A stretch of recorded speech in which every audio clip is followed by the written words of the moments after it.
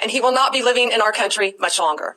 How's this for a bad hombre? The feds nabbing a suspected top 3 leader of the brutal MS-13 gang, agents busting into his home in Virginia, where they found 3 firearms, ammo, 2 suppressors. Authorities say he's from El Salvador and in America illegally. Hey, Harold. Turns out all we needed was a new president to catch these bad guys in your face. I just want to emphasize the pace and the focus. And so, no, these were not lists that were available in the previous administration because they wouldn't do that. I cannot emphasize enough the collaboration and support and leadership out of the new administration that is so different than what we saw in at least the previous 3 years of my administration. And south of the border, DHS Secretary Noem did a house call to check on Venezuelan gang members Trump kicked out of the country.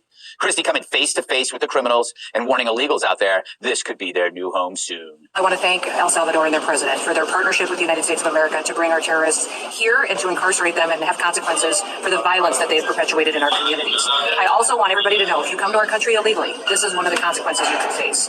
First of all, do not come to our country illegally. You will be removed and you will. Inmates are like, please come back. You're welcome here anytime. Jesse, you know what I love about that visit?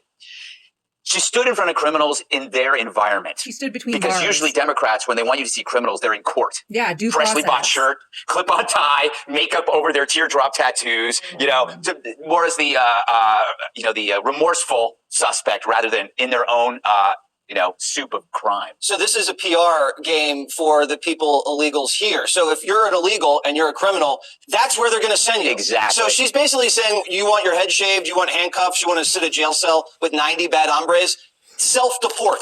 Mm-hmm.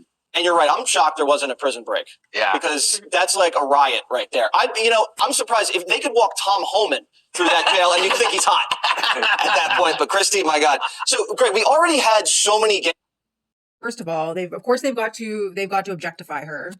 This is Kristi Noem. This is the woman who pew-pewed and unalived her puppy because he was being a puppy. She unalived a puppy. So I'm not surprised that she would stand in front of people, and she's standing between bars. This is not a brave act, what she's doing.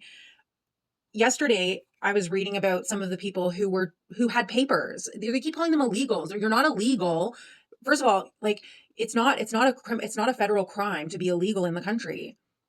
So, and there was one family that came forward, and the tattoo that the guy had was an autism awareness tattoo. We have a hairstylist, we have a soccer player, we have several people in there that had tattoos that had nothing to do with gangs.